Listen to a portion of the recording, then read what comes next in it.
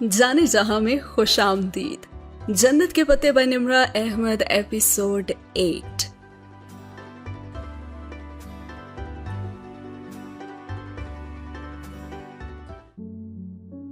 आहिस्ता आहिस्ता वो जहान सिकंदर के इस्तांबुल में एडजस्ट होती जा रही थी।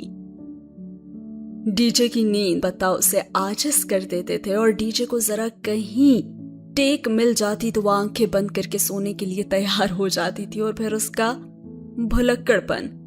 हया जब भी कुछ फोटो कॉपी करवाने जाती उसे वहां लावारिस पड़े किसी रजिस्टर, किसी नोट्स के पेजेस, किसी किताब पे हमेशा शनासाई का गुमान गुजरता है। और जब वो उसे उठाकर देखती तो बड़ा बड़ा डीजे लिखा हुआ होता था।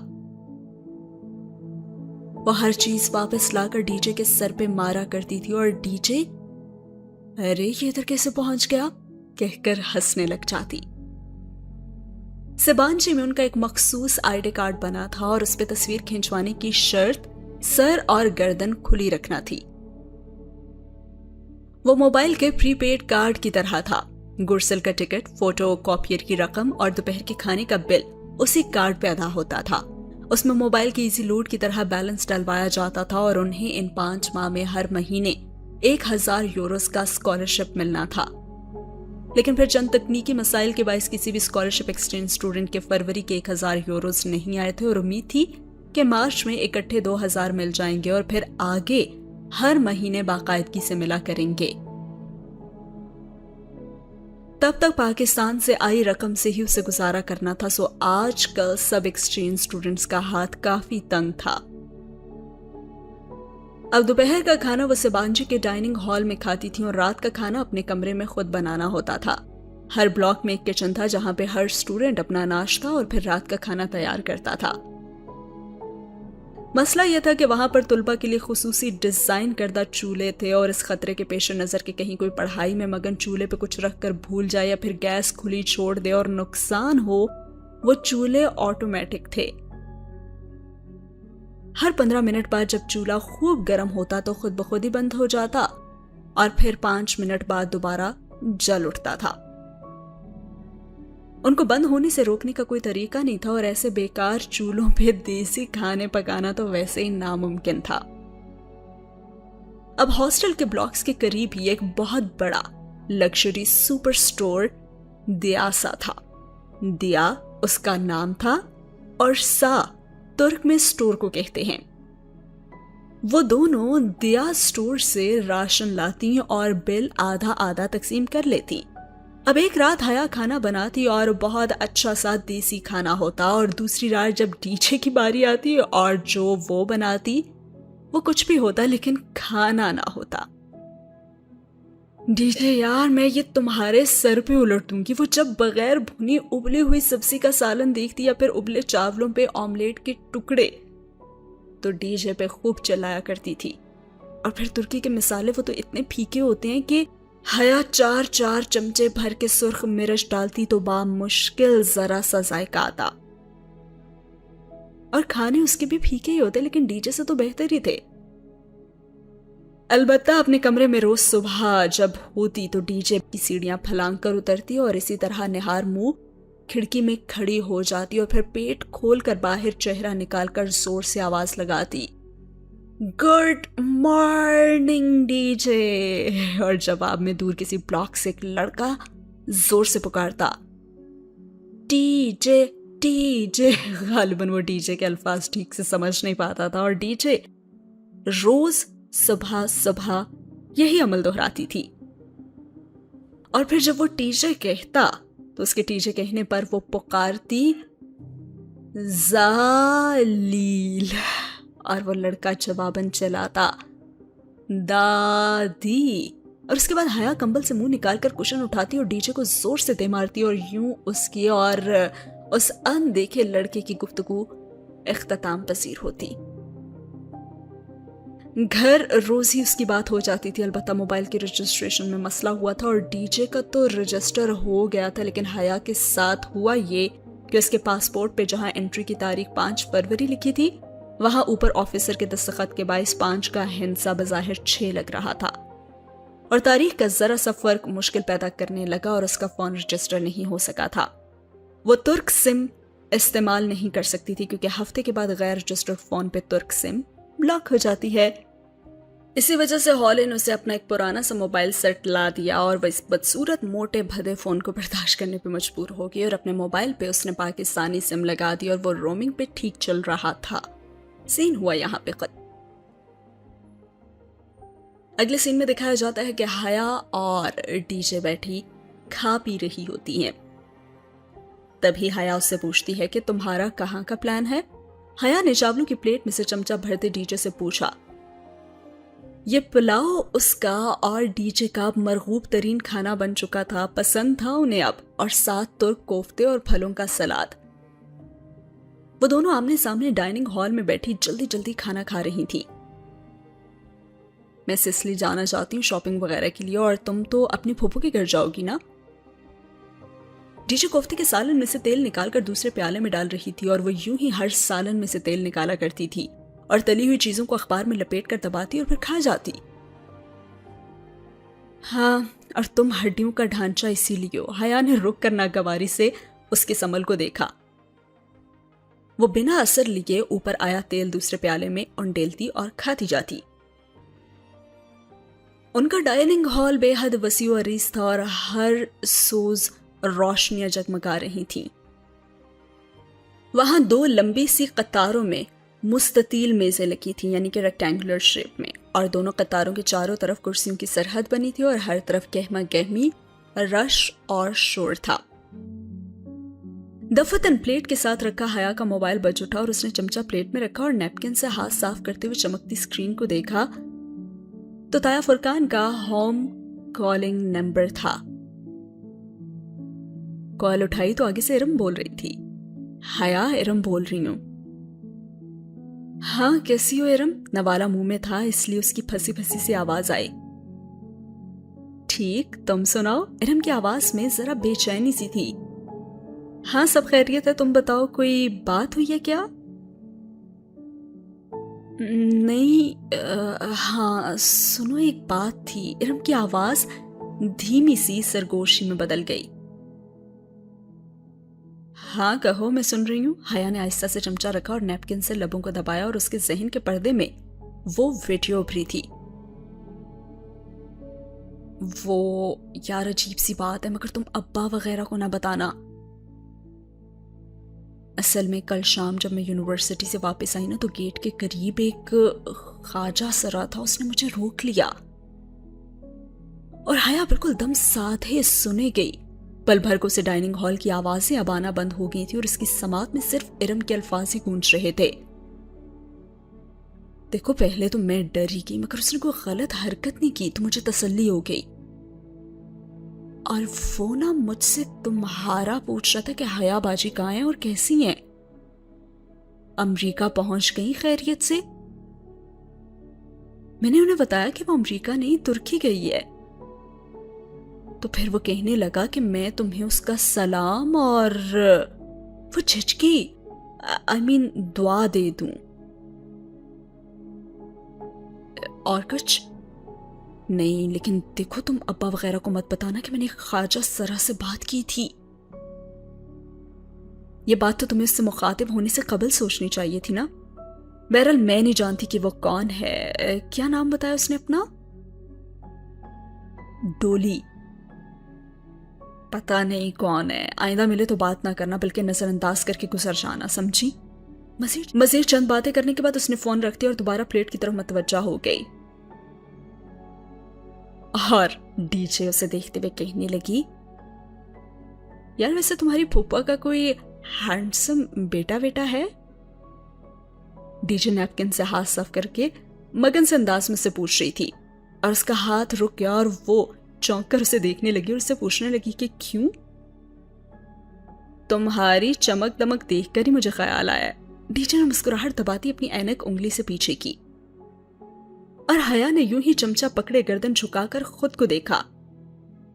پاؤں کو چھوتے زرد فراک اور چوڑی دار پجامے میں ملبوس تھی وہ، اور فراک کی زرد شفون کی تنگ چوڑی دار آستینیں کلائی تک آتی تھیں اور شفون کا دوپٹہ اس نے گردن کے گرد لپیٹ رکھا تھا اور بال حسب عادت سمیٹ کر دائیں کندھے پہ آگے کو ڈال رکھے تھے۔ ہاں ہے ایک بیٹا ان کا، لیکن شادی شدہ ہے۔ وہ لاپرواہی سے شانے اچکا کر پلیٹ میں پڑا کوفتہ کانٹے سے توڑنے لگی۔ سارا مزہ ہی خراب کر دیا۔ اور ڈی جے یہ کیا؟ وہ ڈی جے کے پیچھے کچھ دیکھ کر رکی تھی۔ کوفتہ ہے اور کیا؟ ڈی جے نے کانٹے میں پھنسے کوفتے کو دیکھ کر کہا۔ ارے نہیں، اپنے پیچھے دیکھو، اس نے چنچا کر کہا تو ڈی جے نے گردن موڑی۔ وہاں ایک قدرے فرہبی مائل لڑکی چلی آ رہی تھی، اور حیرت انگیز بات یہ تھی کہ وہ شلوار قمیص اور دوپٹے میں ملبوس تھی۔ ارے یار سبانجی میں ہم وطن! ڈی جے نے بے یقینی سے پلکیں جھپکی اور اگلے ہی پل وہ دونوں اپنے اپنے کوٹ اٹھا کر کھانا چھوڑ کر اس کی طرف لپکی تھی۔ وہ لڑکی اپنی کتابیں سنبھالتی چلی آ رہی تھی اور ان دونوں کو دیکھ کر ٹھٹکی۔ وہ ڈی جے کی شلوار قمیص اور حیا کا فراک پاجامہ بے یقینی سے دیکھ رہی تھی، اور وہ دونوں بھی اس کی شلوار قمیص کو۔ آپ پاکستانی ہیں؟ حیا پرجوش اس کے پاس آئی، اور ڈی جے بھی ذرا اس سے پیچھے ہی تھی۔ نہیں، میں انڈین ہوں۔ اور ڈی جے ڈھیلی پڑ گئی۔ رہنے دو حیا، مجھے ابھی بھی ورلڈ کپ کا غم نہیں بھولا۔ اس نے سرخوشی کی، اور 3 سال پہلے مصباح الحق کا آخری بال پہ آؤٹ ہونا ڈی جے کو کبھی نہیں بھولتا تھا۔ اور حیا نے زور سے اپنا پاؤں ڈی جے کے جوتے پر رکھ کر دبایا۔ ہم پاکستانی ایکسچینج اسٹوڈنٹس ہیں، حیا سلیمان اور یہ خدیجہ رانا۔ آپ؟ میں انجم ہوں۔ میں اور میرے ہسبینڈ پی ایچ ڈی کر رہے ہیں، اور ہم دونوں یہاں پڑھاتے بھی ہیں۔ ادھر فیکلٹی میں ہمارا اپارٹمنٹ ہے اور ہم وہیں رہتے ہیں، کبھی آؤ نا ادھر۔ انجم ان دونوں سے زیادہ پرجوش ہو گئی تھی۔ شور انجم باجی۔ ڈی جے ان کا مسلمان ہونا سن کر پھر سے خوش ہو گئی تھی، اور وہ تینوں کافی دیر وہاں کھڑی باتیں کرتی رہیں۔ اور جب ڈی جے کو یاد آیا کہ گورسل نکلنے میں 5 منٹ ہیں، تو انجم باجی کو جلدی سے خدا حافظ بول کر وہ اپنا کوٹ ہاتھوں میں پکڑے باہر کو بھاگی تھی، اور سین ہوا یہاں پہ ختم۔ اگلے سین میں دکھایا جاتا ہے کہ وہ ٹاکسم کے پارک میں بینچ پہ بیٹھی تھی، اور اس نے اپنا لمبا سفید اونی کوٹ اب زرد فراک پہ پہن لیا تھا، اور سر جھکائے ہاتھ میں پکڑی شکن زدہ چٹ پہ سے سبین پھپھو کا نمبر موبائل پہ ملا رہی تھی۔ اس نے اپنی پھپھو کا نمبر ابھی تک سیو نہیں کیا تھا، اور اب وہ کال ملا کر اس نے وہ بھدا ترک فون کان سے لگایا۔ وہاں دور تک سبزہ پھیلا تھا، خوشنما پھول اور رنگ، تتلیوں کی بہتات، ہوا اس کے لمبے بال اڑا رہی تھی، اور وہ موسم سے لطف اندوز ہوتے ہوئے فون پہ جاتی گھنٹی سننے لگی۔ بہت دیر کے بعد جہان نے فون اٹھایا اور کہا، ہیلو۔ جہان میں حیا اس کے انداز میں خفت آ گئی تھی۔ اس نے اس سے کہا تھا اسی لیے آج وہ جا رہی تھی، ورنہ اس سرخ کوٹ نے تو اسے خوب بے وقت کر دیا تھا۔ اور وہ مصروف لگ رہا تھا، اور اسے کہنے لگا، ہاں حیا بولو۔ وہ میں ٹاکسم پہ ہوں، تو مجھے یہاں سے پک کر کے گھر لے جا سکتے ہو؟ آج ویکنڈ تھا تو۔ اس سے پہلے کہ وہ کچھ کہتی اس نے کہا، سوری حیا میں شہر سے باہر ہوں، تم گھر ممی کو فون کر لو نا۔ تو کیا یہ تمہارے گھر کا نمبر نہیں ہے؟ اس نے حیرت سے چٹ کو دیکھا۔ نہیں، یہ تو میرا موبائل نمبر ہے۔ تو کیا اس نے داور بھائی کی مہندی والے روز جہان کے موبائل پہ فون ملا دیا تھا؟ اچھا تم پھر مجھے پھپھو کا نمبر لکھوا دو۔ جہان نے پھر فوراً ہی نمبر بھی اسے لکھوا دیا۔ اچھا میں ڈرائیو کر رہا ہوں، پھر بات ہوتی ہے۔ مزید کچھ سنے بغیر اس نے فون بند کر دیا، اور اس کا دل ہی بجھ گیا، عجیب اجنبی سا اپنا تھا۔ اور پھر اس کی پھپھو کیب پہ اسے لینے آئی تھی، وہ جو چند لیراس کی بچت کے چکر میں کیب کر کے نہیں گئی تھی، خوب شرمندہ ہوئی۔ ارے گاڑی نہیں تو بتا دیتی، میں تو ایسے ہی۔ ارے کوئی بات نہیں، گاڑی تو جہان کے پاس ہی ہوتی ہے۔ وہ مزید شرمندہ ہوئی، اور پھر گردن موڑ کر کھڑکی کے باہر دوڑتے درخت دیکھنے لگی۔ اسے پھپھو کچن میں ہی لے آئی تھی، اور حسب عادت وہ کام میں مصروف تھیں۔ یہ میرے لیے اتنا بکھیڑا پالنے کی کیا ضرورت تھی؟ وہ ارد گرد پھیلی اشیاء کو دیکھ کر خفا ہوئی۔ ارے کوئی بات نہیں، تم میری بیٹی ہو، چلو میرا ہاتھ ہی بٹا دو، اسی لیے میں نے یہ سب شروع کر لیا ہے۔ دونوں کے درمیان پچھلی ملاقات کے ناخوشگوار اختتام کا کوئی تذکرہ نہیں ہوا تھا، جیسے کچھ ہوا ہی نہ ہو۔ अच्छा चलें तो फिर आज पुलाव तो मैं ही बनाती हूँ ना, मुझे रेसिपी समझाती जाएं आप। और वैसे भी तुर्कों की मेज़ इस पुलाव के बगैर तो अधूरी ही लगती है ना। वो कोट स्टैंड पर लटका कर आसीम कलाई से जरा पीछे करती हुई आई और दुपट्टा उसने उतार कर कुर्सी पर रख दिया था। अच्छा ठीक है, पहले तो तुम चिकन की बोटियां काट दो। उन्होंने टोकरी में रखे मुस्लिम मुर्ग की तरफ इशारा किया और खुद चूल्हे पे चढ़ी देगची में चमचा हिलाने लगी। छुरी तो ये पड़ी है कटिंग बोर्ड की तरह, वो इधर उधर देखने लगी। कटिंग बोर्ड, खुदाया मैं तो सुबह से उसे ढूंढ रही हूँ, नहीं मिला। जहान भी पता नहीं चीजें उठाकर किधर रख देता है। ठहरो मैं एक पुराना बोर्ड लेकर आती हूँ। अरे आप रहने देना, मैं ले आती हूँ। सीढ़ियों से ऊपर जाओगी ना तो राहदारी के आखिरी सिरे पे, लेकिन तुम्हें तकलीफ होगी, मैं खुद ही चली जाती हूँ। अरे आप गोश्त भूने ना, जल न जाए, मैं बस अभी आती हूँ। वो नंगे पांव चलती हुई बाहर लॉन्ग रूम में आई। सीढ़ियों के साथ लगे कद आवर आईने में से अपना अक्स दिखाई दिया तो वह जरा सी मुस्कुराई। फर्श को छूते जर्द फ्रॉक में वो खिलते हुए फूल की तरह लग रही थी और गले का घाट खुला था और उसके दहाने पे छोटे छोटे सूरजमुखी के फूलों की लेस नीम दायरे में लगी थी। यूं लगता था कि उसकी खूबसूरत लंबी गर्दन में सूरजमुखी के फूलों का ढीला सा हार लटक रहा हो। उसने उंगलियों से फ्रॉक पहलुओं से जरा हटाया और नंगे पांव लकड़ी के जीनों पे चढ़ने लगी। और राहदारी के आगाज में कमरे का दरवाजा बंद था। शायद वो जहान का ही कमरा था। अभी घर में दाखिल होते हुए फूफो ने कुछ ऐसा ही बताया था। वो एक नजर बंद कमरे पे उसने डाली और फिर वो आगे बढ़ गई और फ्रॉक अब उसने पहलुओं से छोड़ दिया था। वहां पे आगे पीछे बहुत से संदूक और दूसरा काठ कबाड़ स्टोर में पड़ा हुआ था और वो मुतजब्जब सी अंदर आई। बत्ती न जाने किधर थी, उसने दरवाजा खुला रहने दिया और बाहर से आती रोशनी ही काफी थी। वहां हर सू सामान रखा हुआ था। कटिंग बोर्ड न जाने किधर था। वह अंदाजन आगे बढ़ी और एक कोने वाले संदूक का कुंडा खोलकर ढक्कन उसने ऊपर उठाया। नीचे लॉन्ग रूम से बैरूनी दरवाजा खुलने और बंद होने की भी आवाज आई थी और साथ ही जेहान और फुप्पो की मिली जुली आवाजें भी। और यकीनन वो आ चुका था। वो मुस्कुराकर संदूक पे झुकी। उसमें इलेक्ट्रिक का कोई छोटा मोटा सामान भी रखा हुआ था और कटिंग बोर्ड तो कहीं पे भी नहीं था। हया ने ढक्कन बंद किया और निस्बतन ज्यादा कोने में रखे संदूक की तरफ आई। उसे अपने अकब में राहदारी से किसी दरवाजे के होले से खुलने की चिर्र सुनाई भी दी थी।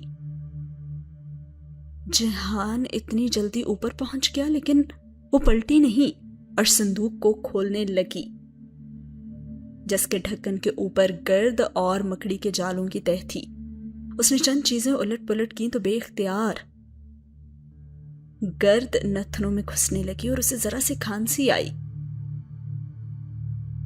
वैसे तो वह जगह साफ थी, लेकिन इस कोने में रखे 2-3 संदूकों की जैसे उन्होंने जमाने से कभी उसे खोले ही ना हो।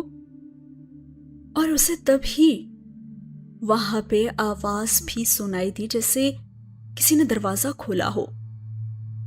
कोई चौखट में आन खड़ा हुआ था और यूं कि राहदारी की आती रोशनी का रास्ता रुक गया हो और पल भर में वो जगह नीम तारीख हो गई थी। वो पलटने ही लगी थी कि संदूक में किसी खाकी शय की झलक दिखाई थी। उसने दोनों हाथों में पकड़कर उसे ऊपर निकाला और वो लकड़ी का तख्ता नहीं था बल्कि एक अकड़ा हुआ कपड़ा था। हया ने कपड़ा खोलकर सीधा किया तो एक पुरानी गर्द आलूद खाकी शर्ट और ऊपर सजे सितारे और तमगे और एक नाम की तख्ती। लेकिन चौखट में खड़ा शख्स छोटे छोटे कदम उठाता उसकी तरफ बढ़ने लगा था और हया ने नीम अंधेरे में आंखें फाड़कर वो तख्ती पड़ी तो उस पर लिखा था सिकंदर शाह। उसने बेख्तियार रैंक देखा। वो कर्नल की निशानदेही कर रहा था और वो शर्ट हाथ में पकड़े किसी उलझन में गिरफ्तार पलटी और एकदम झटके से पीछे हटी क्योंकि उसके अकब में जेहान नहीं कोई और था।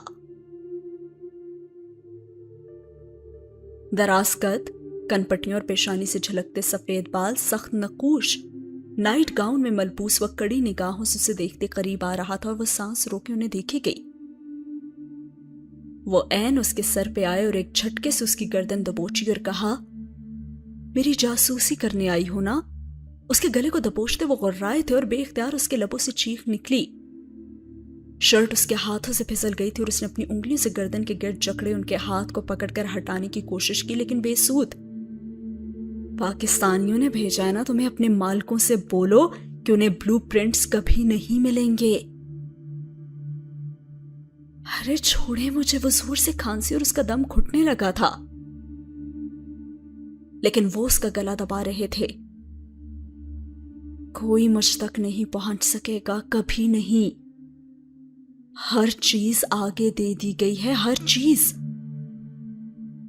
उन्होंने उसे गर्दन से दबोचे उसका सर खुले संदूक पे झुकाया और वो तड़पने और चिल्लाने लगी और कहने लगी, छोड़े मुझे।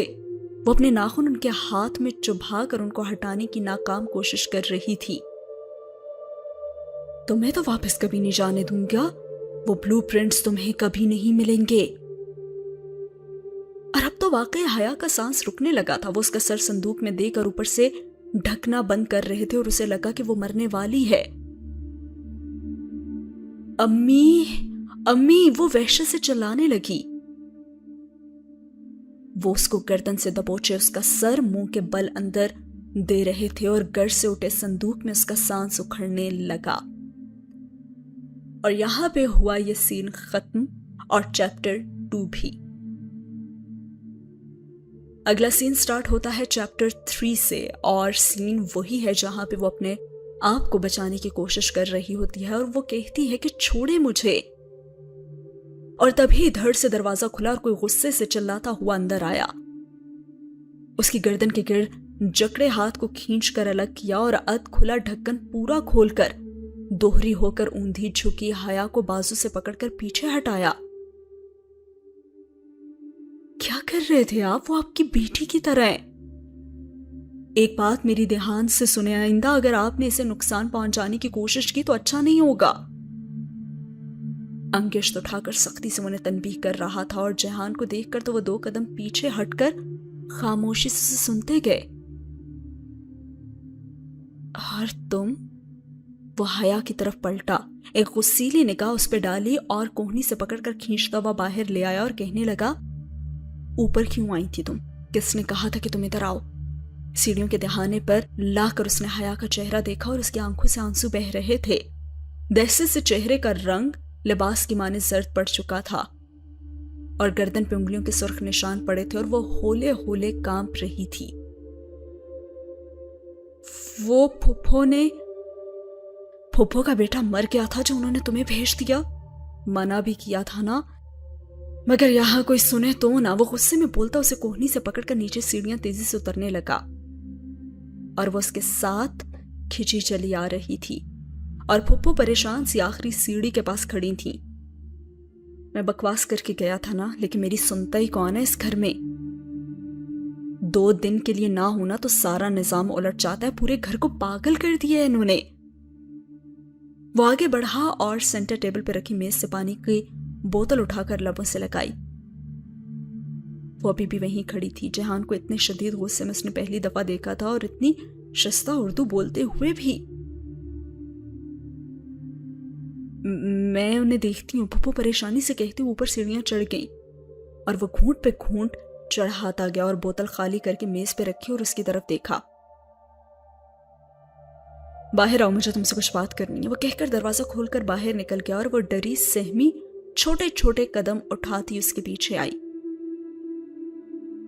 वो बैरूनी दरवाजे के आगे बने स्टेप्स पे बैठा था और हया ने दरवाजा बंद किया और उसके साथ आ बैठी। जर्द फ्रॉक फिसल कर उसके नंगे पांव को ढांप गया था और बाहर सर्दी थी, लेकिन अब उसे नहीं लग रही थी।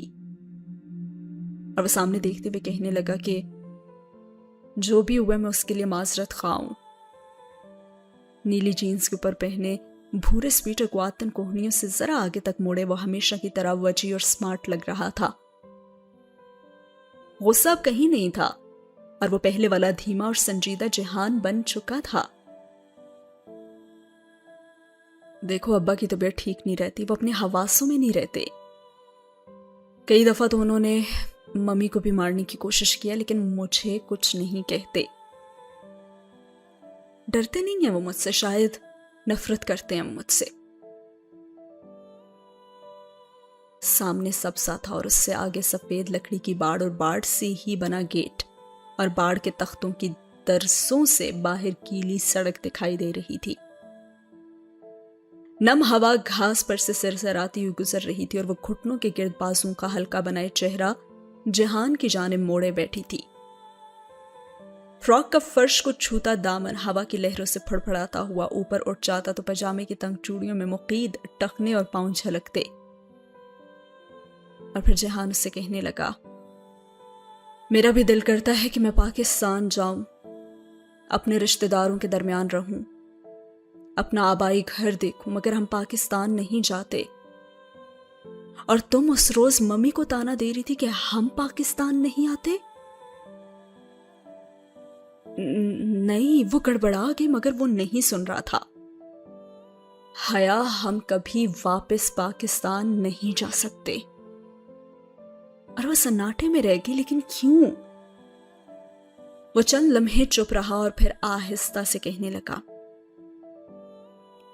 मेरे दादा अपने कारोबार के सिलसिले में इस्तांबुल आया करते थे। इस घर की जमीन उन्होंने ही खरीदी थी और बाद में अब्बा ने इधर घर बनवाया। तब वो पाकिस्तान आर्मी की तरफ से यहां पोस्टेड थे। मैं इस्तांबुल में पैदा हुआ था और अब्बा की दोबारा इस्लामाबाद पोस्टिंग होने के बाद भी मैं और मम्मी इधर दादा के साथ ही रहते थे। मेरे दादा बहुत अच्छे, बहुत अजीम इंसान थे। उन्होंने मुझे बहुत कुछ सिखाया था। दीन, दुनिया, इज्जत, बहादुरी और वक़ार से जीने और शान से मरने का सबक उन्होंने ही मुझे दिया था। मैं 8 साल का था जब दादा फौत हुए तो मैं और मम्मी कुछ अरसे के लिए पाकिस्तान आ गए। और तभी वो वाकया हुआ जिसने हमारी जिंदगी बदल दी। और हया का सांस रुक गया। तभी तो उनका निकाह हुआ था, तो क्या वो बाखबर था? और फिर जहान आगे कहने लगा, जिन दिनों मैं और मम्मी पाकिस्तान में थे ना, बल्कि तुम्हारे घर में थे, तो अब्बा आनन फानन तुर्की फरार हो गए। फरार इसलिए कि उन्होंने एक हसास मकाम के ब्लूप्रिंट्स उनको बेच दिए थे जो हमेशा खरीदने के लिए तैयार रहते थे। सबूत उन्होंने कुछ छोड़ा नहीं, लेकिन तफ्तीश शुरू हुई तो बहुत कुछ खुलने लगा और अब्बा ने तुर्की से ही अपना इस्तीफा भिजवा दिया। उसके बाद पीछे अदालत में मुकदमा चला तो वह गद्दार ठहराए गए और उनके जराइम की फहरिस्त खासी तवील थी। उनको सजाए मौत भी सुना दी गई और उन्होंने तुर्की में सियासी पनाह हासिल कर ली। उनके कुछ ताल्लुकात काम आए और कुछ रिश्वतें, और अब्बा को तुर्क हुकूमत कभी डिपोर्ट ना कर सकी और ना ही इंटरपोल ने कोई कदम उठाया।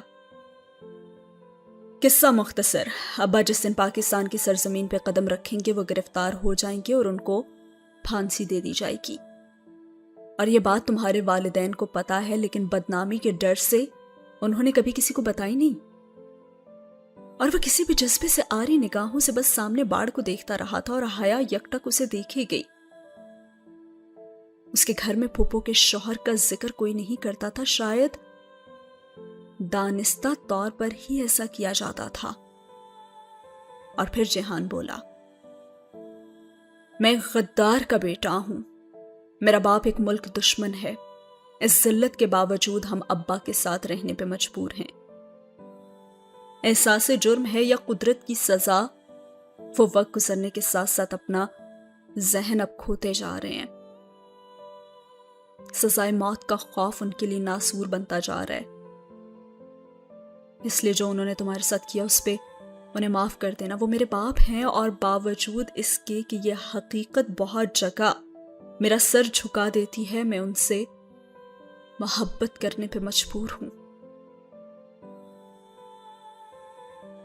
और हया ने गहरी सांस ली। उसके किसी किस्से में उसका किस्सा नहीं था और किसी भी दास्तान में उसकी दास्तान नहीं थी। और तभी जहान उठ खड़ा हुआ और उसे कहने लगा, मैं काम से बाहर जा रहा हूं और आज खाना खा कर जाना तुम। वो उठा और दरवाजा खोलकर अंदर चला गया। شاید وہ صرف ابھی تنہائی چاہتا تھا اور حیا گردن موڑ کر اسے جاتے ہوئے دیکھنے لگی۔ وہ ننگے پاؤں لکڑی کے فرش پہ چلتا سیڑھیوں کی طرف بڑھ رہا تھا اور سین ہوا ختم۔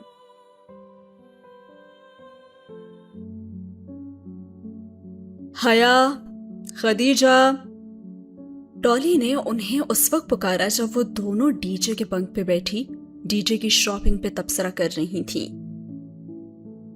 وہ 13 فروری کی دوپہر تھی اور انہیں ترکی آئے 8واں روز تھا، اور ڈی جے جو ویلنٹائن ڈے کی رونق دیکھنے آج ٹاکسم گئی تھی مایوس سی واپس آئی تھی، کیونکہ پاکستان کے برعکس ترک ہر کام چھوڑ کر سرخ رنگ میں نہا نہیں جاتے، بلکہ سوائے سرخ پھولوں کی فروخت کے استنبول میں ویلنٹائن ڈے کے کوئی آثار ہی نہیں تھے۔ اور جب ڈی جے خوب مایوس ہو چکی تو اس نے یہ کہہ کر اپنے خیالات میں ترمیم کر لی کہ بھاڑ میں گیا ویلنٹائن، ہمیں اس تہوار سے بھلا کیا لینا دینا۔ اور اس کی اس گفتگو میں مخل ہونے والی اسرائیلی ایکسچینج اسٹوڈنٹ تھی۔ ہاں؟ اور وہ دونوں رک کر نیچے دیکھنے لگی جہاں ٹالی ان کے بنک سے نیچے لڑکتی سیڑھی کے ساتھ کھڑی تھی۔ وہ لڑکے تمہارا پوچھ رہے تھے۔ حیا اور ڈی جے نے ایک دوسرے کو دیکھا اور پھر ٹالی کو کون سے لڑکے؟ وہی فلسطینی ایکسچینج اسٹوڈنٹس جو ساتھ والے ڈورم میں رہتے ہیں، وہ مجھ سے پوچھ رہے تھے کہ وہ پاکستانی لڑکیاں کیسی ہیں اور یہ کہ ان کو کوئی مسئلہ وغیرہ تو نہیں ہے، اور یہ بھی کہ تم دونوں آج شام کی چائے کامن روم میں ان کے ساتھ پیو اور وہ تمہارا انتظار کریں گے۔ Okay bye.